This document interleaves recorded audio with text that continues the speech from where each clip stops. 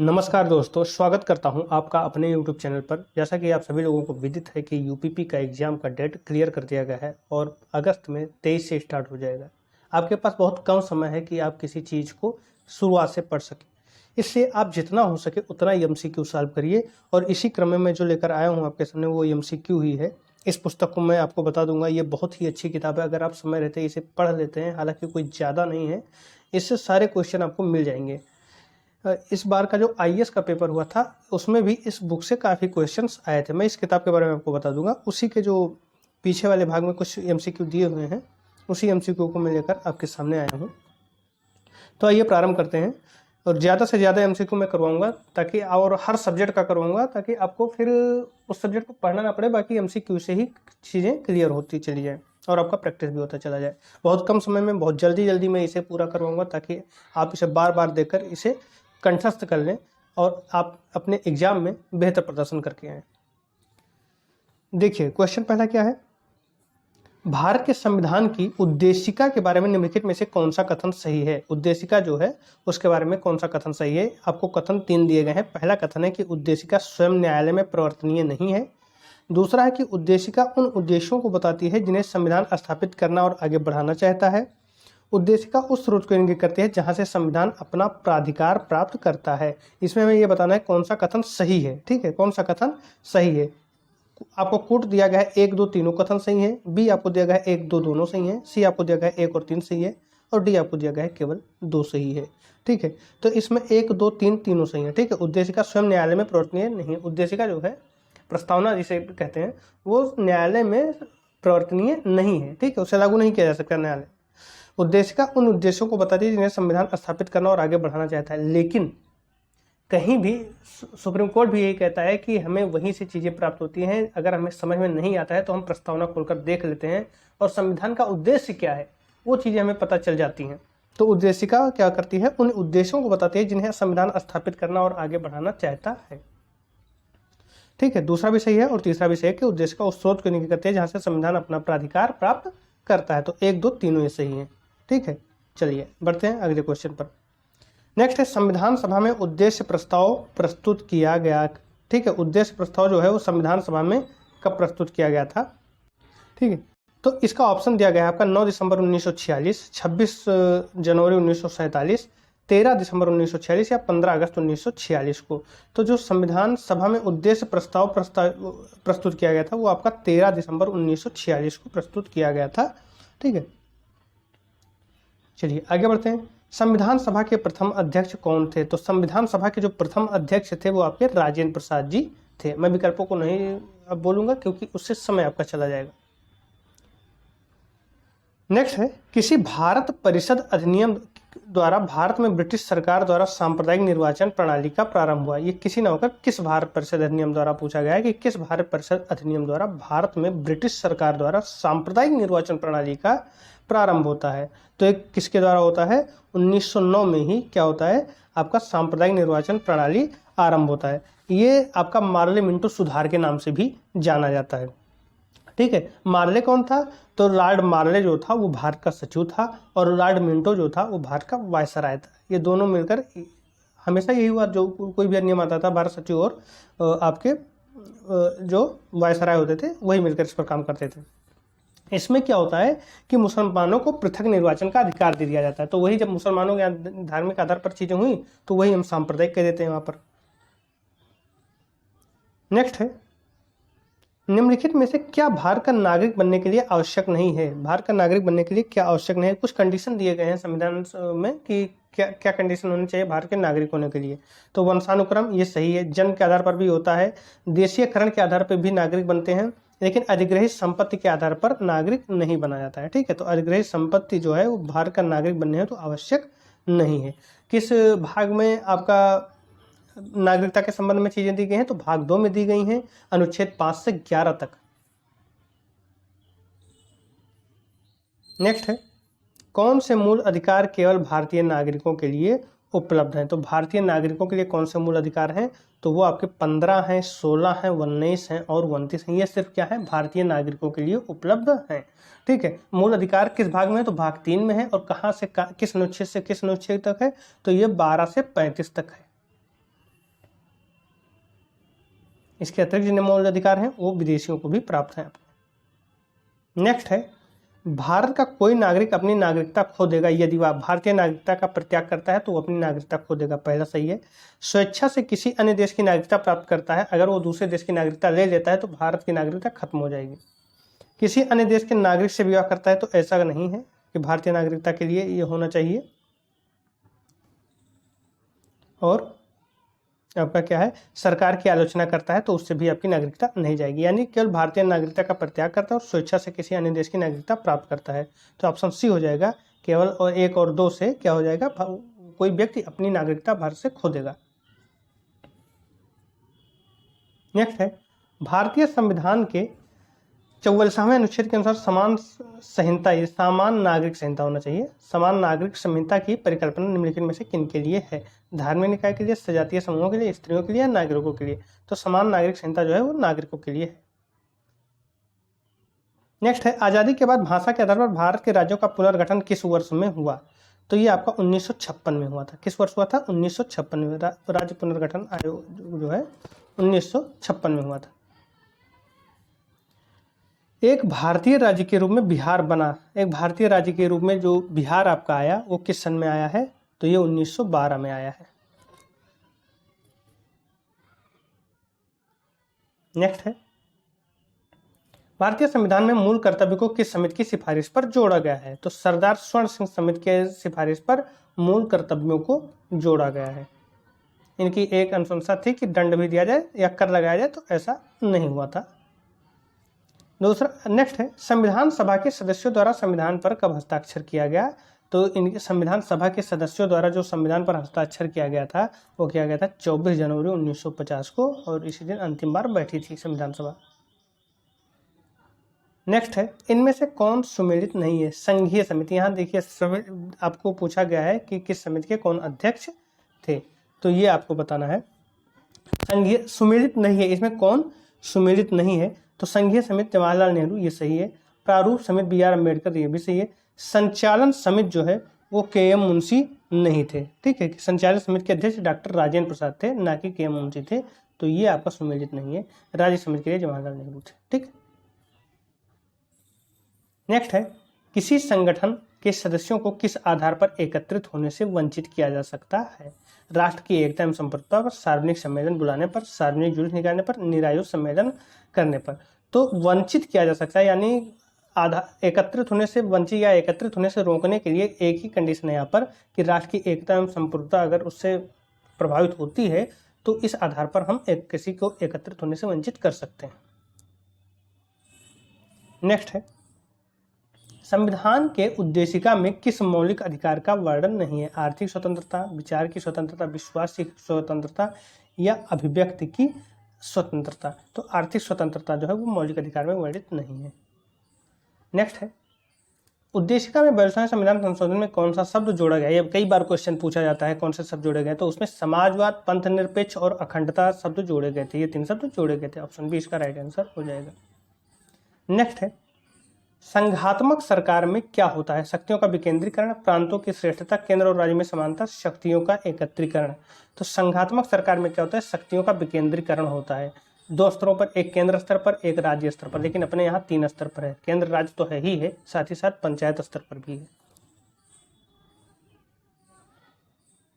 Next है, निम्न में से कौन सुमेलित है? भारत परिषद अधिनियम 1892 में प्रतिनिधि सरकार की स्थापना, तो ये सही है। मार्ले मिंटो सुधार 1909 केंद्र में द्वैध शासन, तो ये गलत है आपका।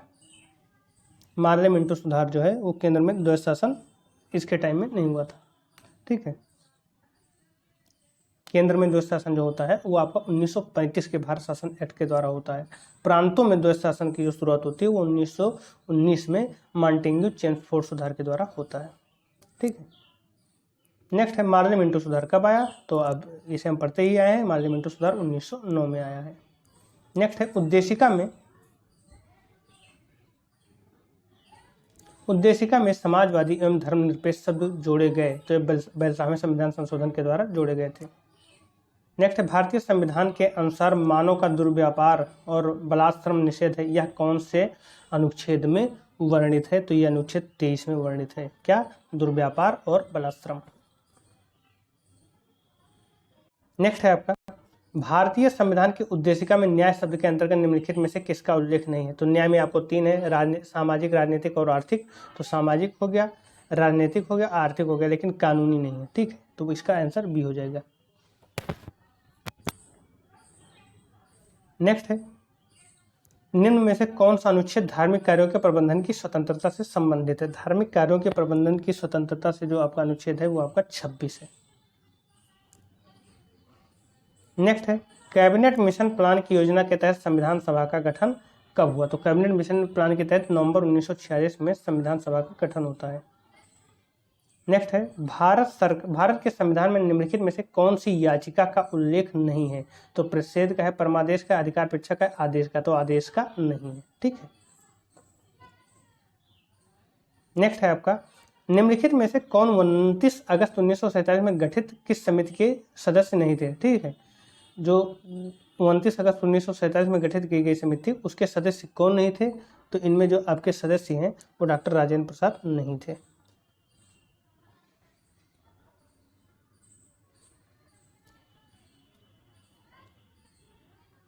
नेक्स्ट है, भारतीय संविधान में कौन से अनुच्छेद में मूल कर्तव्यों का उल्लेख किया गया है। मूल कर्तव्यों की बात की जा रही है तो ये भाग 4 में 51 का में। नेक्स्ट है, आपातकाल की उद्घोषणा को निम्नलिखित में से कौन से मूल अधिकार को छोड़कर अन्य सभी मूल अधिकारों के प्रवर्तन के लिए न्यायालय में जाने का अधिकार निलंबित रहता है। आपातकाल की उद्घोषणा। ठीक है, आपातकाल की उद्घोषणा आपको कहाँ मिलेगा। तो 352, 356 और 360 इन तीनों में आपको मिलेगा।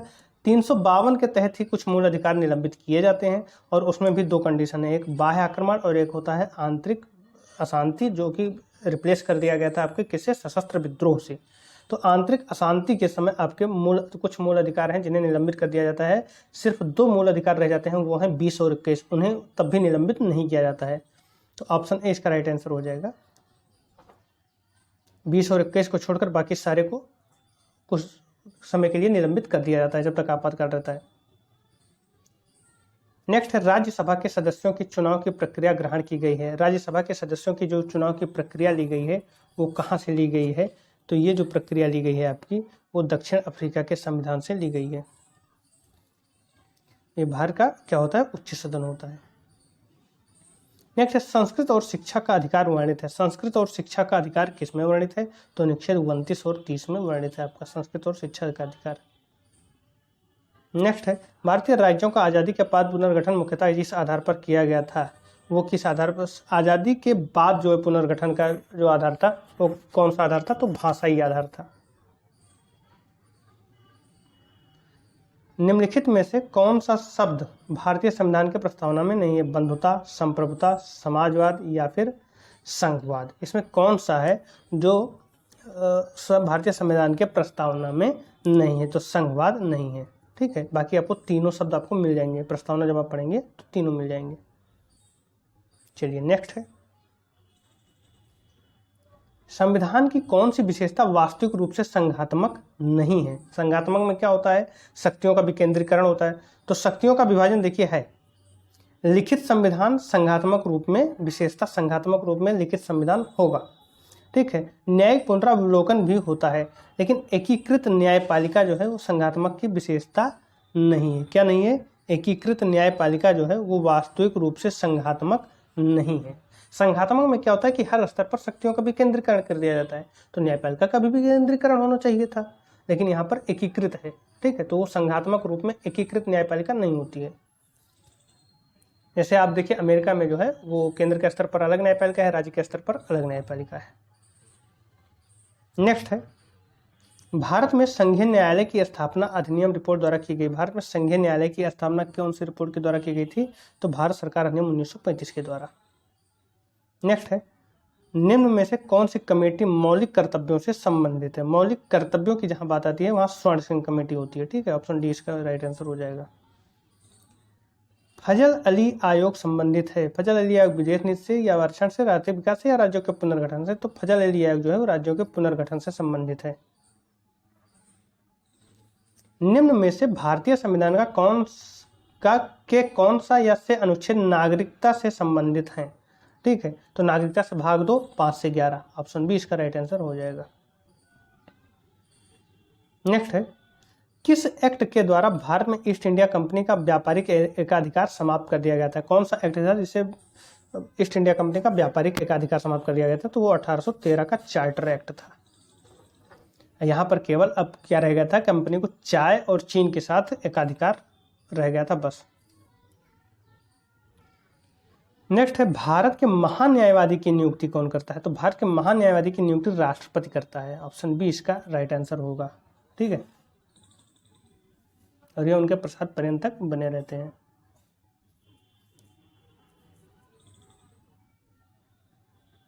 नेक्स्ट है, भारत का राष्ट्रपति अपना त्यागपत्र किसे सौंपता है? तो भारत का राष्ट्रपति अपना त्यागपत्र उपराष्ट्रपति को सौंपता है।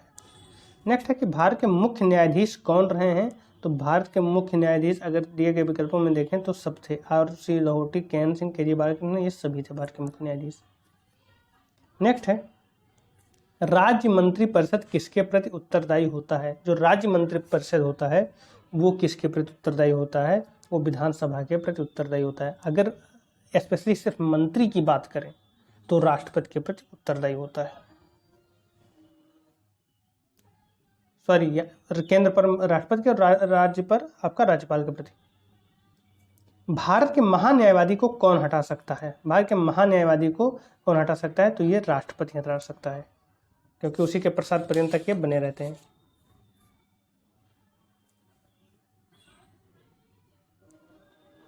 नेक्स्ट है, झारखंड देश का कौन सा राज्य है? झारखंड जो देश का है वो 28वां राज्य है।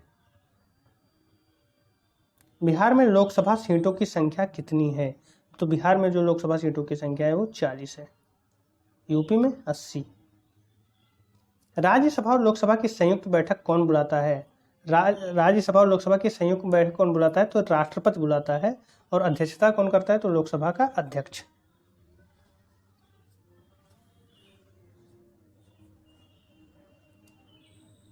नेक्स्ट है आपका, राज्यसभा का सदस्य निर्वाचित होने के लिए आवश्यक न्यूनतम उम्र कितनी है? तो राज्यसभा का सदस्य होने के लिए आपको 30 वर्ष न्यूनतम, और लोकसभा के लिए 25 वर्ष।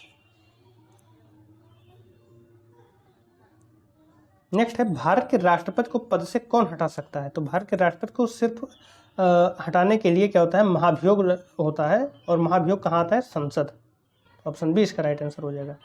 नेक्स्ट है, सर्वोच्च न्यायालय ने निजता के अधिकार को संविधान के किस मूलभूत अधिकार के अधीन रखा है? तो निजता का जो आपका अधिकार है वो किसके अधीन है? तो अनुच्छेद 21 के अधीन है।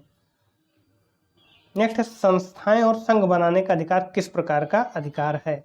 तो संस्था और संघ बनाने का जो अधिकार है वो किस प्रकार का अधिकार है आपका? तो केवल नागरिकों के लिए सुनिश्चित स्वतंत्रता का अधिकार है। यहाँ के नागरिक ही बना सकते हैं, कोई विदेशी अगर नहीं बना सकता है। निम्नलिखित में से कौन सा संविधान संशोधन राष्ट्रपति को किसी भी मामले को पुनः विचार के लिए मंत्रिमंडल को भेजने की शक्ति प्रदान करता है? तो कौन सा संशोधन है? ये 44वां संशोधन है। सूची 1 को सूची 2 के साथ मेल कीजिए।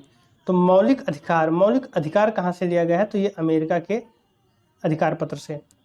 ठीक है, राज्य के नीति निर्देशक तत्व की अगर हम बात करते हैं तो राज्य के नीति निर्देशक तत्व जो है वो आयरिश संविधान से लिए गए हैं। मंत्रिमंडलीय सरकार जो है वो कहाँ से लिया गया है? तो वो ब्रिटिश सरकार से लिया गया है।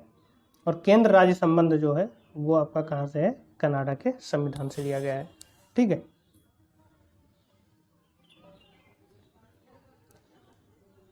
नेक्स्ट है, लोकतंत्र के बारे में निम्न कथनों पर विचार कीजिए।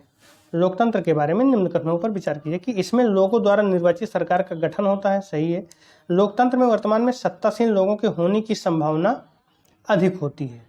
ठीक है, और आपका ये भी सही है, प्रत्येक मत का मूल्य 1 हो जाता है, ये भी सही है। तो यानी लोकतंत्र के बारे में क्या है आपका? सब सही है, 1 2 3 सारे सही हैं।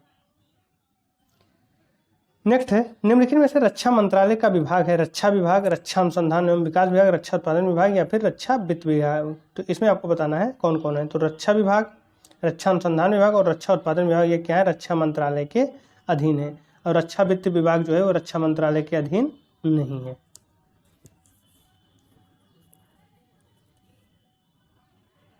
तो यहाँ पर क्या हो जाएगा आपका आंसर? 1 2 3।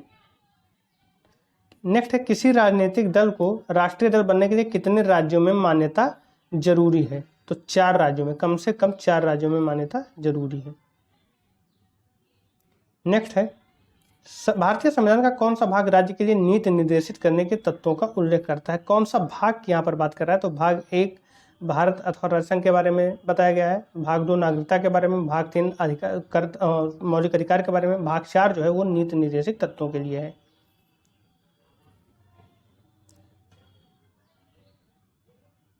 नेक्स्ट है, भारतीय संविधान की कौन सी अनुसूची भाषाओं का उल्लेख करती है? तो 8वीं अनुसूची जो है भाषाओं का उल्लेख करती है।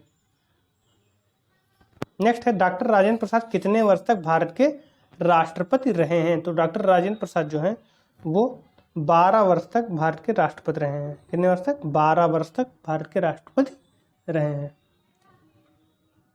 नेक्स्ट है, सर्वोच्च न्यायालय का न्यायाधीश अपना पद त्याग कर सकता है पत्र लिखकर। सर्वोच्च न्यायालय का न्यायाधीश अपना पद किसे पत्र लिखकर त्याग कर सकता है? राष्ट्रपति को। निर्वाचन आयुक्त को पद से हटाया जा सकता है। निर्वाचन आयुक्त को कैसे पद से हटाया जा सकता है? तो मुख्य निर्वाचन आयुक्त द्वारा गलत है, प्रधानमंत्री द्वारा नहीं, भारत के मुख्य न्यायाधीश द्वारा नहीं। तो यानी यहाँ पर क्या हो जाएगा? उपर्युक्त में से कोई नहीं। तो फिर हटा कौन सकता है? तो इसे राष्ट्रपति हटा सकता है। कौन? राष्ट्रपति हटा सकता है। और राष्ट्रपति भी कैसे हटाएगा? तो मुख्य निर्वाचन आयुक्त की सिफारिश पर। नेक्स्ट है, राज्यसभा के संदर्भ में निम्नलिखित में से कौन सा कथन सही नहीं है? राज्यसभा एक अस्थायी संस्था, ये सही है। इसमें एक तिहाई सदस्य प्रत्येक 2 वर्ष पर रिटायर होते हैं, ये भी सही है। राज्यसभा का गठन जो है वो 1958 में हुआ था, तो ये गलत है। ठीक है, राज्यसभा का गठन कब हुआ था? 1952 में हुआ था। 1958 में ना होकर 1952 में हुआ था। राज्यसभा के 12 सदस्य राष्ट्रपति द्वारा मनोनीत होते हैं, ये भी सही है। योजना किस सूची में वर्णित है? तो योजना जो है वो किस सूची में वर्णित है? तो योजना आपका समवर्ती सूची में वर्णित है, जिसमें राज्य और केंद्र दोनों कानून बना सकते हैं। सूचना का अधिकार भारत में निम्न में से किस एक को छोड़कर सभी राज्यों और केंद्र शासित क्षेत्रों में प्रयुक्त किया जा सकता है? तो ये जम्मू कश्मीर में छोड़कर बाकी हर जगह प्रयुक्त किया जा सकता है। भारत के दोनों लोकसभा और राज्यसभा में कोरम के लिए कुल सदस्यों का कौन सा अंश आवश्यक है? तो 1/5 जो है वो अंश आवश्यक है आपका।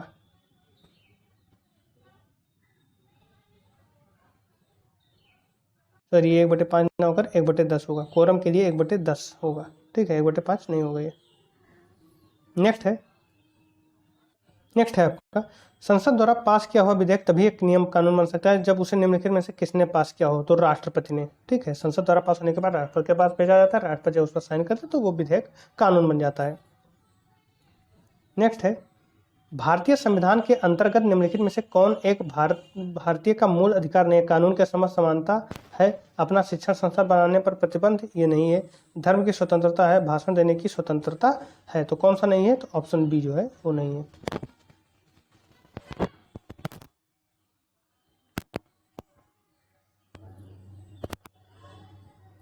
चलिए नेक्स्ट है, भारतीय संविधान में प्रारंभ में मौलिक कर्तव्यों का प्रावधान नहीं था। संविधान संशोधन द्वारा संविधान के किस भाग में इसका समावेश किया गया है? तो भाग 4 में इसका समावेश किया गया है। 4 में 51 का आप पढ़े हैं, उसी में मौलिक कर्तव्य को जोड़ा गया है। लोकसभा का अध्यक्ष जो है अपना त्यागपत्र किसे संबोधित करता है? तो लोकसभा का जो अध्यक्ष होता है वो अपना त्यागपत्र उपाध्यक्ष को देता है। ठीक है,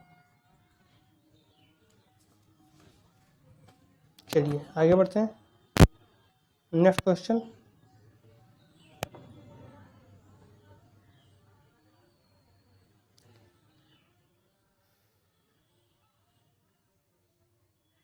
भारत के किस राज्य में द्विसदनीय व्यवस्थापिका नहीं है? तो पंजाब में जो है आपका द्विसदनीय व्यवस्थापिका नहीं है, बाकी बिहार, उत्तर प्रदेश और जम्मू कश्मीर तीनों जगह पर है। सत्य का चुनना है। राज्यसभा में 11 सदस्यों को राष्ट्रपति मनोनीत करता है, तो ये गलत है, 12 करता है। प्रत्याशी को उसी राज्य का होना चाहिए जहां से वह राज्यसभा का चुनाव लड़ रहा है, तो ये भी गलत है, कहीं से भी हो। राज्यसभा को भंग किया जा सकता है, ये सही, ये सत्य कथन, ये भी गलत है आपका। राज्यसभा को भंग नहीं किया जा सकता है। लोकसभा में राष्ट्रपति 2 सदस्य मनोनीत करते हैं। ठीक है, तो ये गलत है। ये आपका क्या है? ये पहले सही था। ठीक है, और अब ये वर्तमान में सही नहीं है। राष्ट्रपति जो है वो लोकसभा में क्या करता था, आंग्ल भारतीय के 2 सदस्यों को मनोनीत करता था, लेकिन अब ये नहीं। ठीक है, 104वां संविधान संशोधन के द्वारा क्या हुआ कि आंग्ल भारतीयों को मनोनीत करने से संबंधित प्रावधान नहीं किया गया है। तो अब देखें तो ये भी आपका गलत है। चलिए आगे बढ़ते हैं। राज्यसभा में गण पूर्ति हेतु कितने सदस्यों की आवश्यकता होती है? तो गण पूर्ति के लिए 25 सदस्य, यानी कोरम के लिए 25 सदस्यों की आवश्यकता होती है। नेक्स्ट है, संसद की प्राक्कलन समिति है, संसद की जो प्राक्कलन समिति है वो क्या है? तो संसद की प्राक्कलन समिति अस्थायी समिति होती है। भारत में वन नीति 1952 को संशोधन कब किया गया था? तो इसका संशोधन 1988 में किया गया था। भारत में वन नीति का संशोधन 1988 में किया गया था। नेक्स्ट है, भारत में राष्ट्रपति चुने जाने से पूर्व रामनाथ कोविंद कहाँ के गवर्नर थे? तो ये बिहार के गवर्नर थे। नेक्स्ट है, निम्नलिखित में से कौन सा एक आदेश किसी व्यक्ति को गैर कानूनी ढंग से बंदी बनाए जाने पर उसकी स्वतंत्रता सुनिश्चित करने के लिए उच्चतम न्यायालय द्वारा जारी किया जाता है? तो बंदी प्रत्यक्षीकरण, बंदी को उसके प्रत्यक्ष हाजिर किया जाए। वर्तमान में राज्यसभा में सीटों की कुल संख्या कितनी है? तो वर्तमान में 250 सीटें हैं, जिसमें 245 आपकी क्या है, 245 राज्यसभा सदस्य हैं।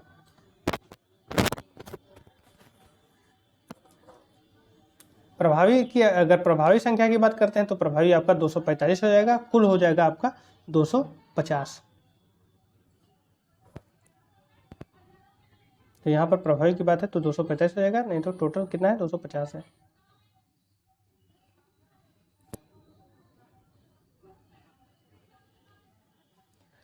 भारतीय संविधान का अनुच्छेद 117 का संबंध किससे है?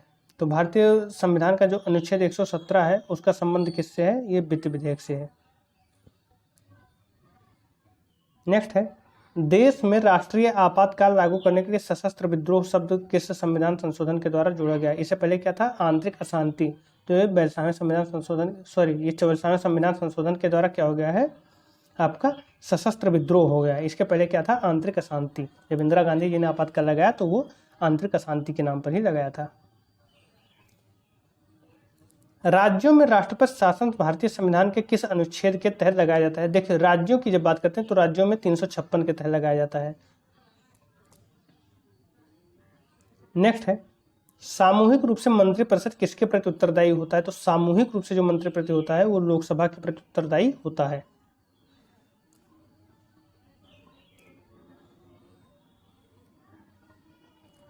चलिए आगे देखते हैं, आपातकाल के प्रवर्तन में रहने के लिए किस सदन का अनुमोदन 30 दिन के अंदर होना चाहिए? आपातकाल के प्रवर्तन में रहने के लिए तो ये लोकसभा का अनुमोदन जो है वो आपका 30 दिन के अंदर होना चाहिए। पहले क्या था, 60 दिन था, लेकिन आपका 1900 आपका 44वें संविधान संशोधन के द्वारा ये 1 महीना कर दिया गया था। बाकी आपका 356 360 जो है वो 2 महीने हैं। नेक्स्ट है, भारत के नियंत्रक एवं महालेखा परीक्षक द्वारा दिया गया लेखा परीक्षण संबंधी प्रतिवेदन की जांच कौन समिति करती है? तो ये लोक लेखा समिति करती है।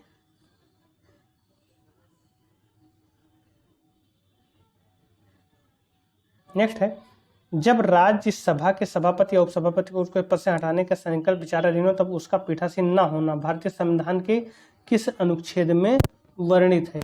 तो अनुच्छेद 92 में वर्णित है।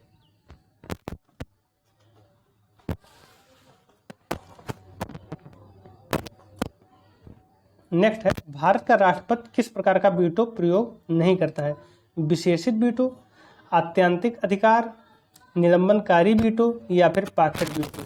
ठीक है, आत्यंतिक अधिकार भी वो प्रयोग करता है, निलंबनकारी वीटो भी वो प्रयोग करता है, पॉकेट वीटो भी वो प्रयोग करता है, लेकिन जो आपका विशेषित अधिकार है वो प्रयोग नहीं करता है। किस अनुच्छेद के तहत नीति निर्देशक तत्व को न्यायालय में प्रश्नगत किया जा सकता है? कौन सा अनुच्छेद है जिसके तहत जो आपका नीति निर्देशक तत्व है उसको न्यायालय में प्रश्नगत किया जा सकता है? तो ये आपका है अनुच्छेद 37 के तहत।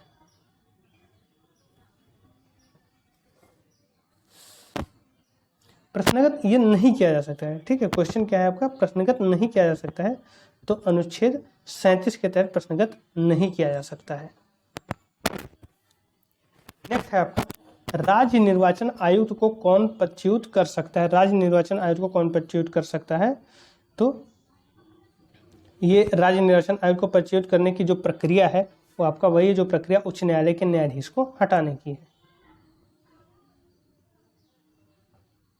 निम्न में से राष्ट्रपति के कार्यकाल से संबंधित कौन सा क्रम सही है। यहाँ पर आपको राष्ट्रपति के कार्यकाल के बारे में बताना है, तो मैं बता दूं, ऑप्शन आप बड़े बड़े हैं तो ऑप्शन की वजह हम सीधा आंसर बता रहे हैं।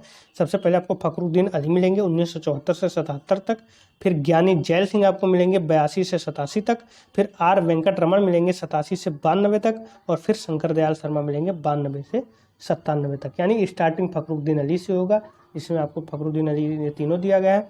फखरुद्दीन अली के बाद ज्ञानी जैल सिंह आपको मिलेंगे, तो यानी आपका ऑप्शन डी और ऑप्शन बी हो सकता है। ज्ञानी जैल सिंह के बाद आर वेंकट रमन मिलेंगे। ठीक है, तो आर वेंकट रमन आपको मिल जाएंगे ये इसमें आपको ऑप्शन बी में। ठीक है, और आर वेंकट रमन आपका इसमें भी है, ऑप्शन डी में भी है। तो फखरुद्दीन अली, ज्ञानी जैल सिंह, के आर नारायण, फिर शंकर दयाल शर्मा, और यहाँ पर भी है फखरुद्दीन अली, ज्ञानी जैल सिंह, के आर वेंकट रमन और शंकर दयाल। तो देखिए यहाँ के आर नारायण है तो के आर नारायण होंगे नहीं, आर वेंकट रमन है तीसरे नंबर पर, तो आपका ये हो जाएगा ऑप्शन डी। नेक्स्ट, भारत में कितनी बार आपातकाल लागू हो चुका है। तो भारत में 3 बार आपातकाल लागू हुआ है। ठीक है, भारत में कितनी बार लागू हुआ है, 3 बार, और तीनों बार क्या था, युद्ध के समय ही आपातकाल लागू हुआ है।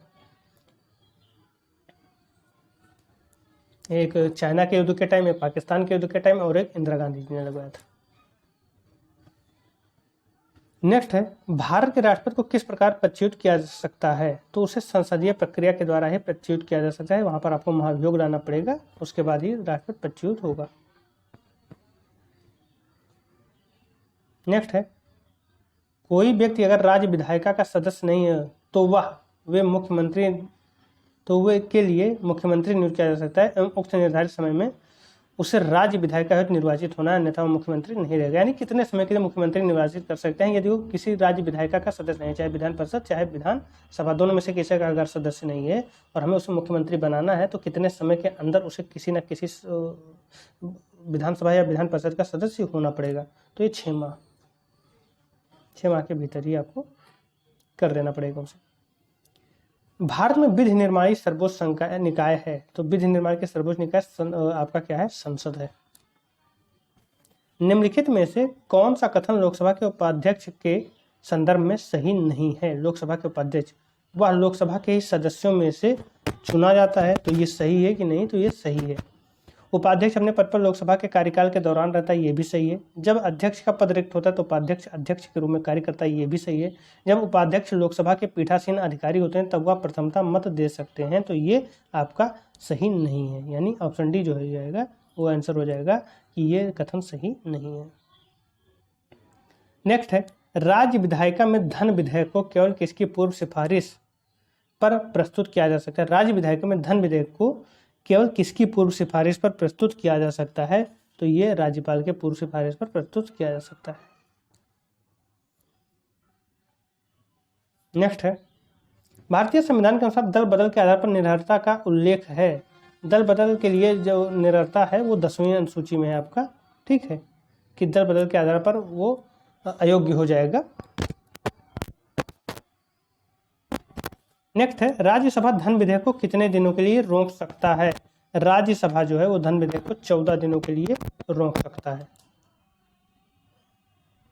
नेक्स्ट है, संसद में प्रथम लोकपाल बिल पेश किया गया। संसद में प्रथम लोकपाल बिल कब पेश किया गया था, तो 1968 में पेश किया गया था। नेक्स्ट है, भारतीय संविधान के कौन से अनुच्छेद के अनुसार उपराष्ट्रपति राष्ट्रपति के रूप में कार्य अथवा कृत्यों का निर्वहन कर सकता है। भारतीय संविधान के कौन से अनुच्छेद के अनुसार उपराष्ट्रपति जो है राष्ट्रपति के रूप में कार्य का निर्वहन कर सकता है, तो अनुच्छेद 65। नेक्स्ट है कि निम्नलिखित में से कौन सा विषय भारतीय संविधान के अनुसार संघीय सूची में सम्मिलित नहीं है। संघीय सूची यानी जिस पर केंद्र कानून बना सके उसमें सम्मिलित नहीं है, तो रक्षा पर्व बनाएगा, रेलवे पर्व बनाएगा, रिजर्व बैंक ऑफ इंडिया पर भी वो बनाएगा, लेकिन स्थानीय शासन पर वो नहीं बनाएगा।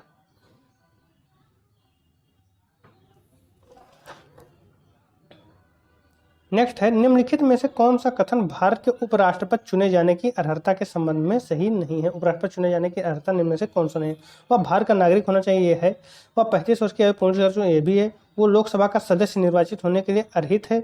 वह कोई लाभ का पद धारण नहीं करता, ये भी है। लेकिन वो लोकसभा का सदस्य निर्वाचित होने के लिए अर्हित है, ये नहीं। और राज्यसभा का सदस्य होना चाहिए, उपराष्ट्रपति के लिए राज्यसभा। ठीक है, तो ऑप्शन सी यहाँ पर राइट आंसर हो जाएगा।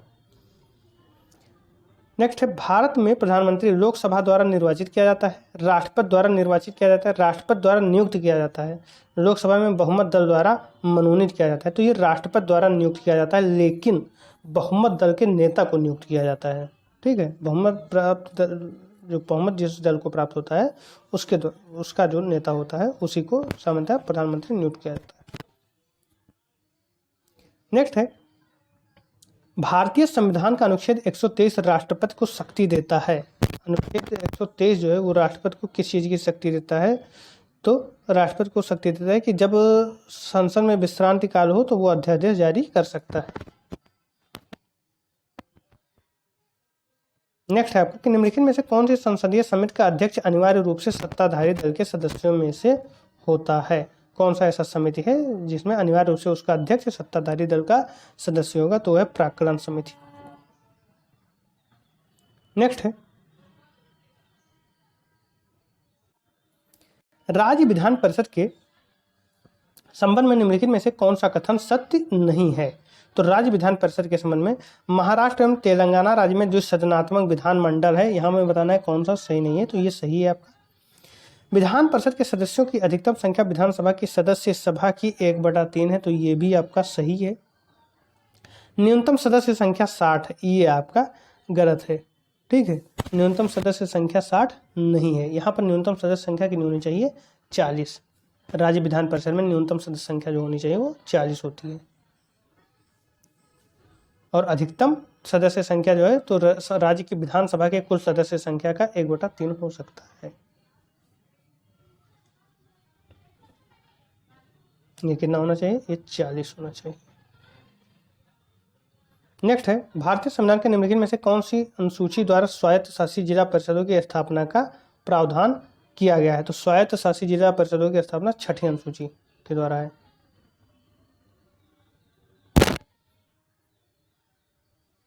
छठी अनुसूची के द्वारा ऑप्शन 20 का राइट आंसर हो जाएगा।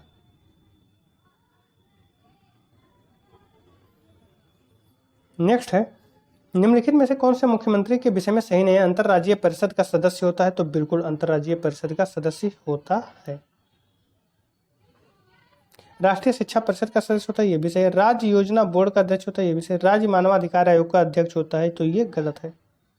ठीक है, तो यहाँ पर ऑप्शन डी इसका राइट आंसर हो जाएगा कि ये सही नहीं है। नेक्स्ट है कि भारत के राष्ट्रपति के चुनाव में हुए विवाद का निर्णय कौन करता है। भारत के राष्ट्रपति के चुनाव में सिर्फ और सिर्फ सुप्रीम कोर्ट आएगा और कोई नहीं। ऑप्शन बी इसका राइट आंसर हो जाएगा। राज्यसभा के साधारण विधेयक को अधिकतम लंबित कर सकती है। राज्यसभा जो है साधारण विधेयक को अधिकतम कितने समय के लिए लंबित कर सकती है, तो वो 1 माह के लिए लंबित कर सकती है। 1 माह के लिए नहीं, 6 माह के लिए लंबित कर सकती है। ठीक है, राज्यसभा जो है वो 6 माह के लिए लंबित कर सकती है। धन विधेयक को 14 दिन के लिए।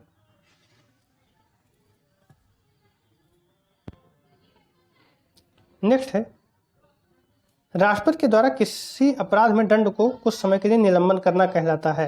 क्षमा, परिहार, विराम या फिर प्रविलंबन। कुछ समय के लिए अगर वो निलंबित कर देते हैं तो उसे क्या कहते हैं, प्रविलंबन कहते हैं। नेक्स्ट, निम्नलिखित में से कौन प्रधानमंत्री बनने से पहले मुख्यमंत्री नहीं रहे हैं। तो गुलजारी लाल नंदा जी हैं, प्रधानमंत्री बनने से पहले मुख्यमंत्री नहीं रहे हैं। लोकसभा के अध्यक्ष को कौन चुन सकता है, तो लोकसभा के सदस्यगण चुनते हैं। इनमें से भारत के किस राज्य में द्विसदनीय व्यवस्थापिका है, तो बिहार में आपका क्या है, द्विसदनीय व्यवस्थापिका है। नेक्स्ट, भारतीय सेनाओं का सर्वोच्च सेनापति होता है, तो वो आपका राष्ट्रपति होता है। नेक्स्ट, भारतीय संविधान की 8वीं अनुसूची में कितनी भाषाएं शामिल हैं, तो इस समय 22 भाषाएं शामिल हैं।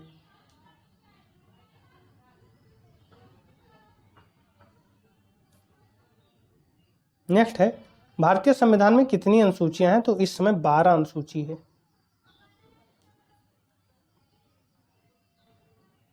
नेक्स्ट है आपका, लोकसभा अध्यक्ष अपना त्यागपत्र किसे सौंपता है? तो लोकसभा अध्यक्ष जो है वो अपना त्यागपत्र उपाध्यक्ष को देता है। नेक्स्ट है कि निम्नलिखित में से कौन सा अनुच्छेद कुछ मामलों का उच्च न्यायालय में हस्तांतरण से संबंधित है? तो इसमें कौन सा अनुच्छेद है जो कुछ मामलों का उच्च न्यायालय में हस्तांतरण से संबंधित है? तो ये आपका अनुच्छेद 228 है। कौन सा क्षेत्र उच्च न्यायालय के अंतर्गत नहीं आता है? उच्च न्यायालय के अंतर्गत नहीं आने वाला क्षेत्र परामर्शी अधिकार है, परामर्श देने का क्षेत्र इसके अंतर्गत नहीं आता है। नेक्स्ट है, सरकार के वित्तीय खर्चे पर अंतिम टिप्पणी कौन करता है? तो सरकार के वित्तीय खर्चे पर जो है वो अंतिम टिप्पणी करने वाला व्यक्ति कौन है? तो वो नियंत्रक एवं महालेखा परीक्षक है।